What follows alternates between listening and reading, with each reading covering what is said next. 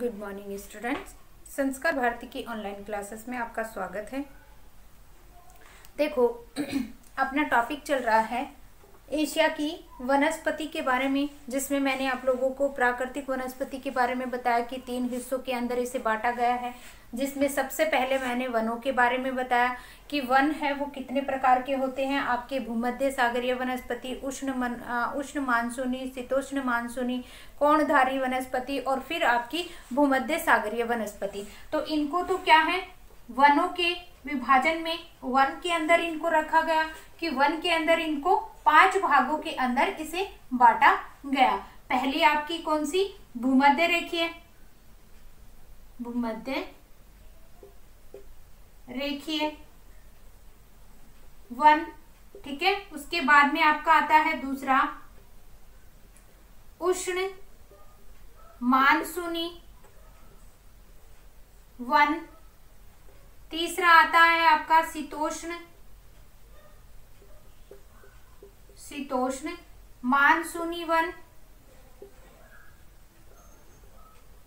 शीतोष्ण मानसूनी वन, चौथा कोणधारी वन और लास्ट है आपका भूमध्य सागरीय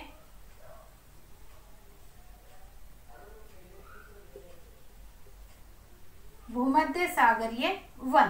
तो ये तो क्या है, वनों के प्रकार प्राकृतिक वनस्पति यानी एशिया महाद्वीप की वनस्पति को 3 हिस्सों के अंदर बांटा गया था। जिसमें आपका पहला मैंने बताया वन, तो वनों को कितने हिस्सों के अंदर रखा गया, आपका 5 हिस्सों के अंदर रखा गया। उसके बाद में आपका आता है दूसरा घास के मैदान, जिसकी चर्चा आज अपन करेंगे, ठीक है। घास के मैदान टॉपिक है अपना, घास के मैदान,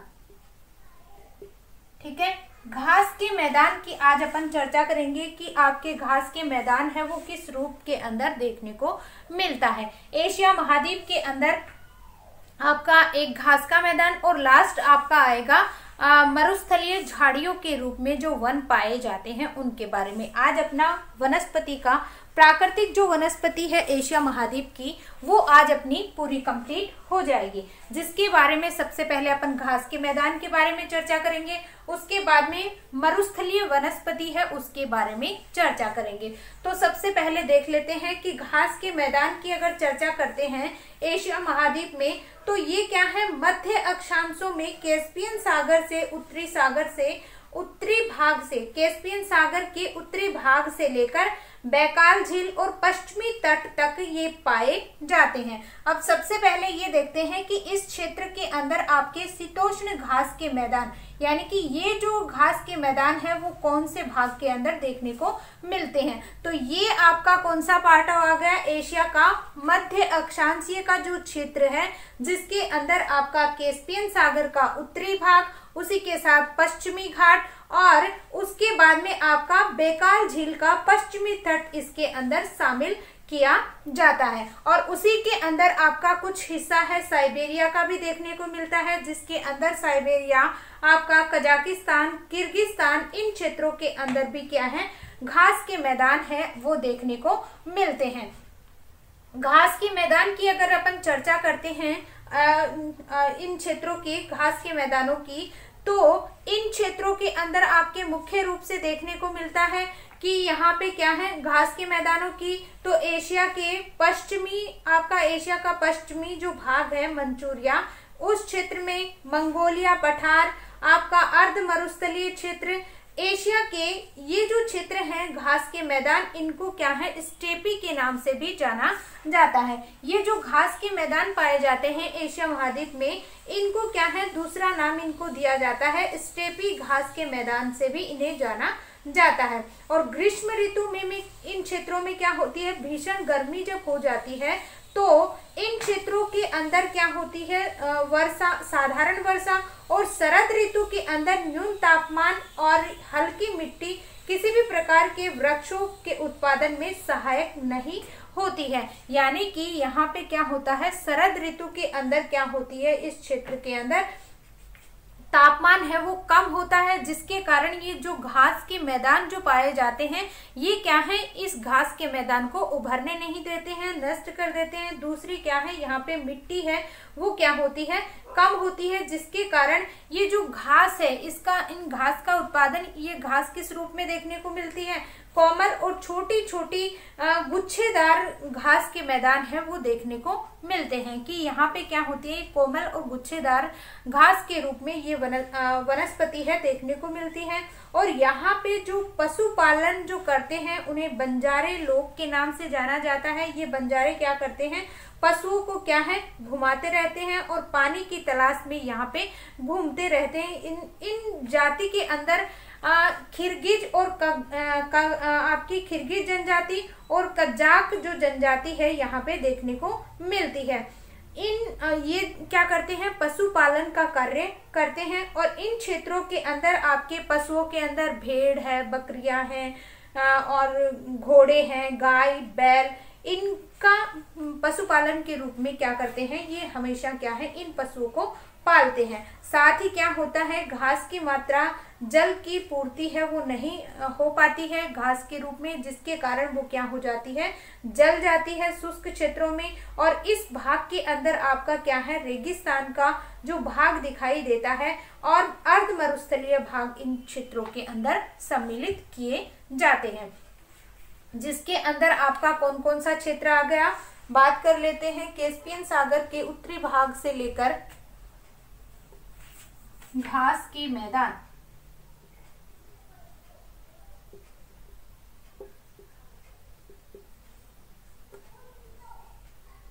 बात कर लेते हैं आपके कौन से, मध्य अक्षांशीय भाग से कैस्पियन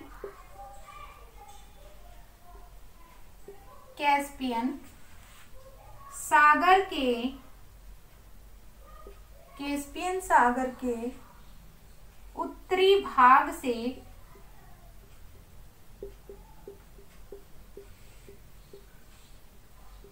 बैकाल झील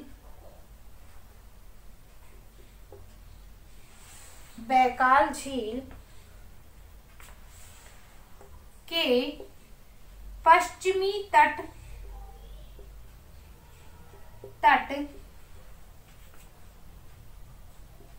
तक पाए जाते हैं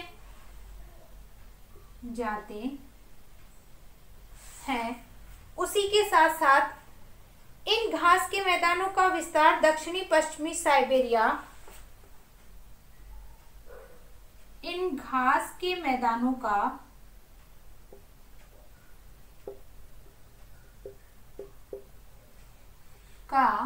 विस्तार दक्षिणी पश्चिमी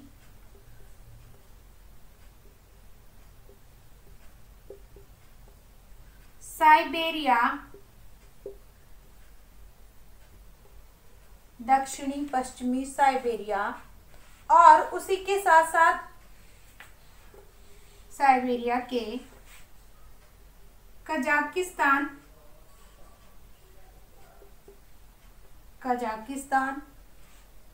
तथा किर्गिस्तान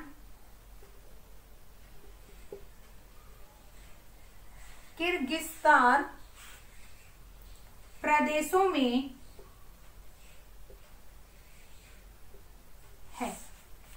ठीक है, कौन कौन से क्षेत्र, साइबेरिया का दक्षिणी पश्चिमी भाग और कजाकिस्तान और किर्गिस्तान के अंदर भी क्या है, ये देखने को मिलते हैं। उसी के साथ साथ आपका ये जो क्षेत्र है भूमध्य घास का क्षेत्र, शीतोष्ण घास का क्षेत्र, जहां पे इसके अंदर, इस क्षेत्र के अंदर यहाँ पे क्या है, पानी की कमी देखने को मिलती है। क्यों? क्योंकि यहाँ पे क्या होता है कि इस क्षेत्र के अंदर जो घास होती है वो मुलायम और उसी के साथ कोमल और छोटी छोटी घासों के, गुच्छेदार घास के रूप में ये मिलती है। यह घास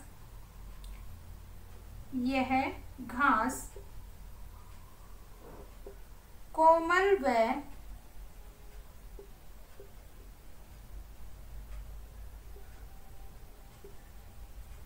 गुच्छेदार, कोमल व गुच्छेदार घास के मैदान में पाई जाती है। उसी के साथ अगर बात करते हैं तो यहाँ पे शरद ऋतु के अंदर ये घास है, इस क्षेत्र में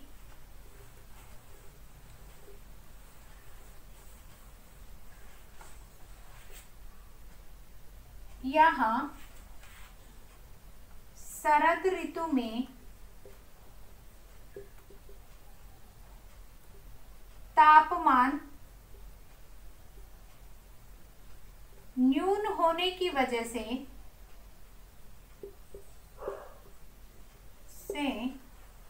वह शुष्क ऋतु में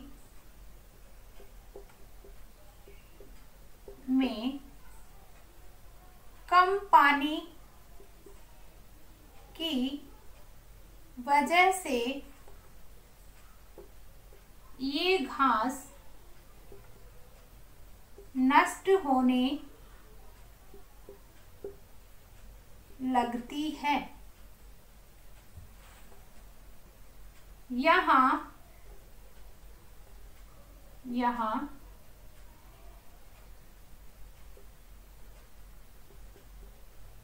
किर्गिज व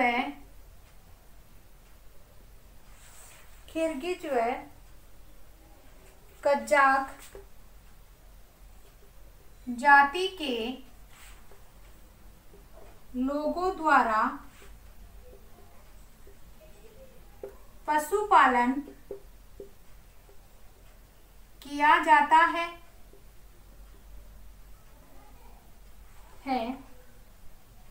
पशुओं में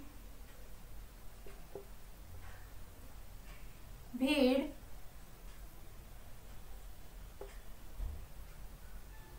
बकरियां, घोड़े,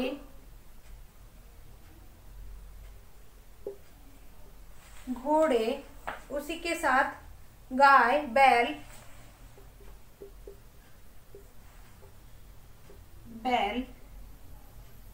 मिलते हैं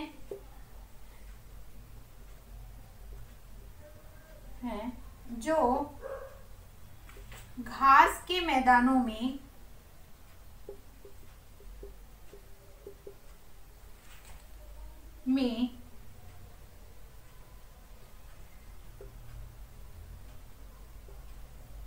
चराए जाते हैं। तो ये क्या है, आपके घास के मैदानों की विशेषता है, देखने को मिलती है। इसका स्क्रीनशॉट ले लीजिए पहले।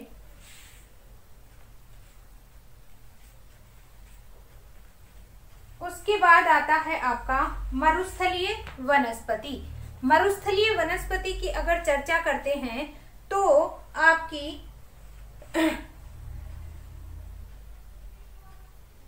पहला हो गया शीतोष्ण घास के मैदान। घास के मैदानों की अगर चर्चा कर रहे हैं तो ये क्या है, आपके साइबेरिया का पश्चिमी भाग, बैकाल झील और आपका कौन सा, कैस्पियन सागर के तटीय क्षेत्र में देखने को मिलता है। यहाँ पे कौन सी जाति के लोग, किर्गिज और कजाक जाति के लोग हैं, पशुपालन का कार्य है वो करते हैं। उसके बाद आपका आता है मरुस्थलीय वनस्पति, जिसके अंदर आपकी उष्ण और शीतोष्ण दोनों प्रकार की वनस्पति है वो देखने को मिलती है।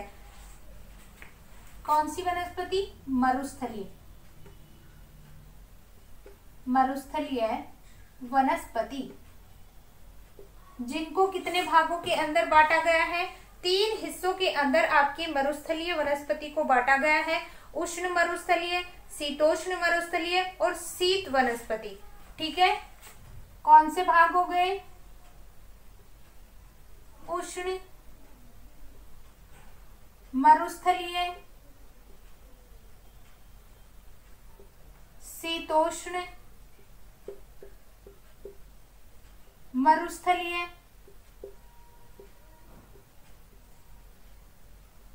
और लास्ट है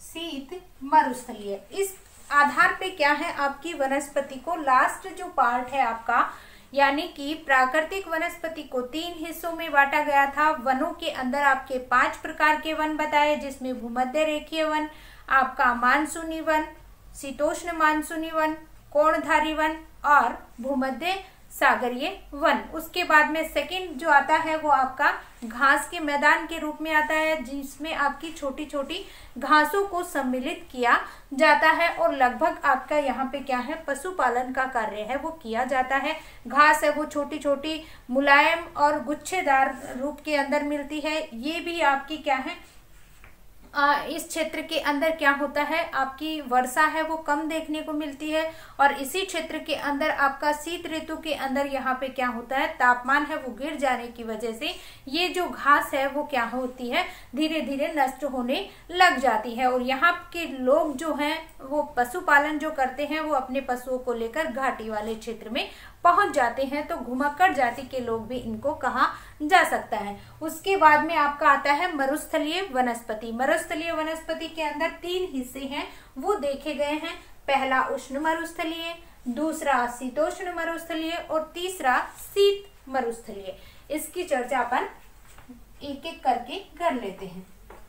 सबसे पहला आता है आपका उष्ण मरुस्थलीय वनस्पति। उष्ण मरुस्थलीय वनस्पति, ठीक है, किसका पार्ट है, मरुस्थलीय वनस्पति का। देखो उष्ण मरुस्थलीय वनस्पति कौन सी है, जो ये आपको दिखाई दे रही है इस क्षेत्र के अंदर। ये कौन सा क्षेत्र है आपका, एशिया का दक्षिणी पश्चिमी क्षेत्र आता है, जिसके अंदर आपका अरब क्षेत्र आता है, इराक आता है, ईरान आता है, उसी के साथ साथ आपका अफगानिस्तान, बलूचिस्तान और उष्ण मरुस्थलीय जो क्षेत्र है जहाँ पे वर्षा की कमी पाई जाती है। तो ये आपका ये क्षेत्र है और भारत का भी कुछ हिस्सा है जो इसके अंदर सम्मिलित किया जाता है। तो इस क्षेत्र के अंदर आपका ये पार्ट कौन सा हो गया, एशिया महाद्वीप का दक्षिणी और पश्चिमी भाग, जिसके अंदर वर्षा की और नमी का अभाव पाया जाता है, तापमान है उच्च पाया जाता है, वर्षा है वो न के बराबर होती है, जिसके कारण यहाँ पे क्या है, नमी की मात्रा कम होने की वजह से यहाँ पे कटीली झाड़ियां और उसी के साथ साथ बबूल है, खजूर है, सूखी घास है, ये देखने को मिलती है। और ग्रीष्म ऋतु के अंदर क्या है, आपके रेत के टीले हैं वो देखने को मिलते हैं। यहाँ पे जो हवा चलती है वो क्या है, आपकी धूल भरी आंधियों के रूप में चलती है। आपके जो मिट्टी के जो टीले हो जाते हैं वो चारों तरफ आपको टीले ही टीले नजर आते हैं। तो बात कर लेते हैं उष्ण मरुस्थलीय क्षेत्र की। यह है एशिया महाद्वीप, एशिया महाद्वीप के दक्षिणी व पश्चिमी भाग में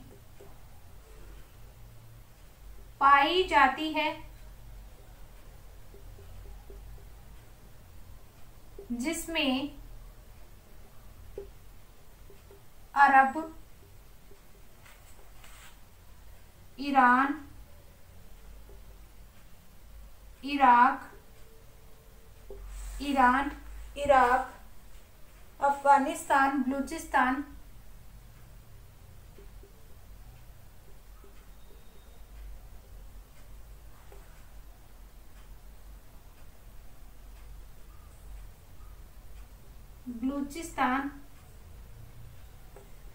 आदि स्थानों पर पाई जाती है। यहाँ वर्षा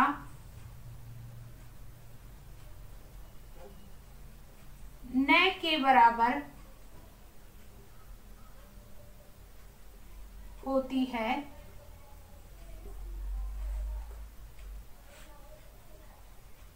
पानी की कमी, वर्षा की कमी से होती है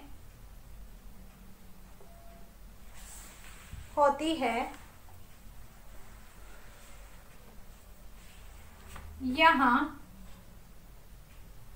वृक्षों में कटीली झाड़ियां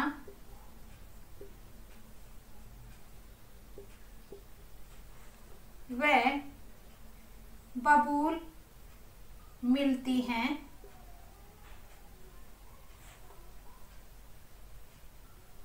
उच्च तापमान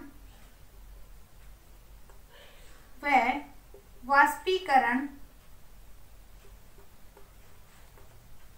अधिक होता है। ये क्या है, आपकी उष्ण मरुस्थलीय वनस्पति की विशेषता है, देखने को मिलती है। और यहाँ पे अगर देखा जाए तो मानसून का जो ग्रीष्म ऋतु के अंदर आपकी मानसून है वो देखी जाती है, तो न के बराबर यहाँ पे वर्षा होती है, जिसके कारण ये जो परिस्थितियां हैं आपके देखने को मिलती हैं। कौन सी है आपकी उष्ण मरुस्थलीय वन। उष्ण मरुस्थलीय वनों की चर्चा, ये जो क्षेत्र है आपका एशिया महाद्वीप का दक्षिणी और पश्चिमी भाग, जहां पे क्या है आपकी उष्ण मरुस्थलीय वनस्पति है देखने को मिलती है। उसके बाद अपन चर्चा करते हैं शीतोष्ण मरुस्थलीय वनस्पति। शीतोष्ण, दूसरी है शीतोष्ण मरुस्थलीय वनस्पति। ठीक है, शीतोष्ण मरुस्थलीय वनस्पति, जिसके अंदर एशिया का क्या है, इसके अंदर शीतोष्ण मरुस्थलीय भाग, जिसके अंदर आपका मंगोलिया है, तिब्बत है, और उसी के साथ साथ आपका तुर्किस्तान का पठारी भाग है, मंगोलिया का गोबी का जो मरुस्थलीय भाग है। तो संसार के जितने भी आपके शीतोष्ण मरुस्थलीय क्षेत्र आते हैं वो किसके अंदर शामिल किए जाते हैं, आपके शीतोष्ण मरुस्थलीय भाग, जो ये मध्यवर्ती भाग के अंदर एशिया के अंदर फैला हुआ है, जिसके अंदर वर्षा की कमी के कारण शुष्क घास और कटीली झाड़ियां हैं देखने को मिलती है, वनस्पति है वो नहीं मिलती है। और ये जो क्षेत्र है ये एशिया महाद्वीप का क्या है, अविकसित क्षेत्र के रूप में माना जाता है। तो बात कर लेते हैं इस क्षेत्र की। यह है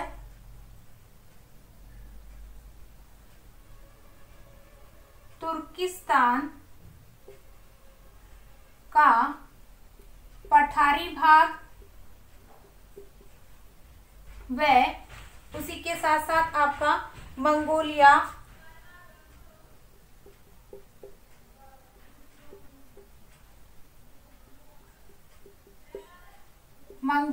का गोबी मरुस्थल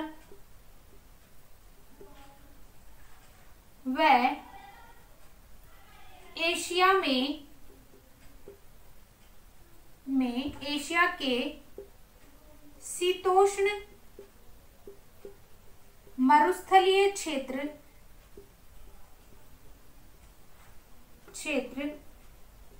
इसी भाग में आते हैं। यह भाग,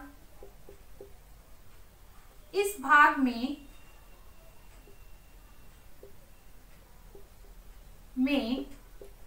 वर्षा नहीं होती है, वर्षा, या कह सकते हैं नहीं होती है, या वर्षा की कमी के कारण यह विकसित नहीं है। और इसी के साथ साथ यहाँ पे इस क्षेत्र में क्या है, शुष्क घास और कटीली झाड़ियां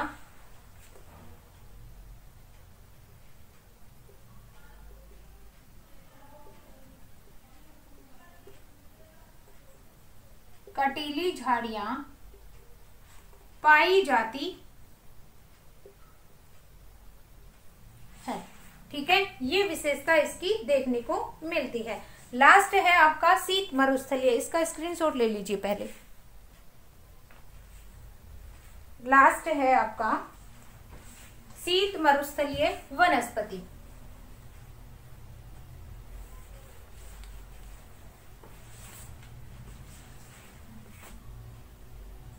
शीत मरुस्थलीय वनस्पति, देखो शीत मरुस्थलीय वनस्पति है वो किस रूप के अंदर मिलती है। ये जो लास्ट है आपका शीत मरुस्थलीय वनस्पति, ये आपका क्या है, शीत मरुस्थलीय वनस्पति है जो आपका एशिया महाद्वीप का उत्तरी भाग है वो देखने को मिलता है, जिसके अंदर आपके एशिया की शीत मरुस्थलीय या उत्तरी ध्रुवीय क्षेत्र आते हैं, जिसे टुंड्रा प्रदेशों में फैली हुई है। यहाँ पे क्या है, शीत जो ऋतु है वो क्या है, यहाँ पे निम्न तापमान पाया जाता है, ठंडी हवाएं चलती हैं, बर्फीले तूफान यहाँ पे देखने को मिलता है और वर्षा का अभाव है यहाँ पे पाया जाता है, जिसके कारण यहाँ पे वनस्पति है वो नहीं उग पाती है। और वनस्पति को छोड़कर यहाँ पे क्या है, जो पेड़ पौधों को छोड़कर यहाँ पे काई है, लीचेन, इसके अलावा कोई वनस्पति यहाँ पे देखने को नहीं मिलती है।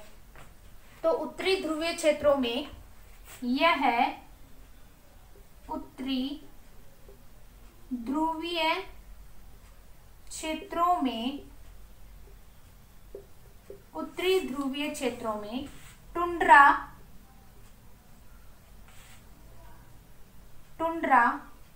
प्रदेशों में यह वनस्पति पाई जाती है।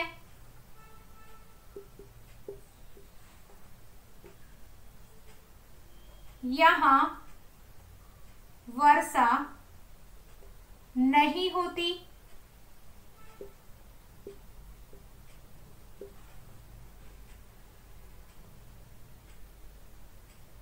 तापमान हमेशा हिमांक बिंदु के नीचे होता है, वह बर्फीली हवाएं चलती हैं, जिससे हमेशा बर्फ जमी रहती है। काई व लीचेन वनस्पति के रूप में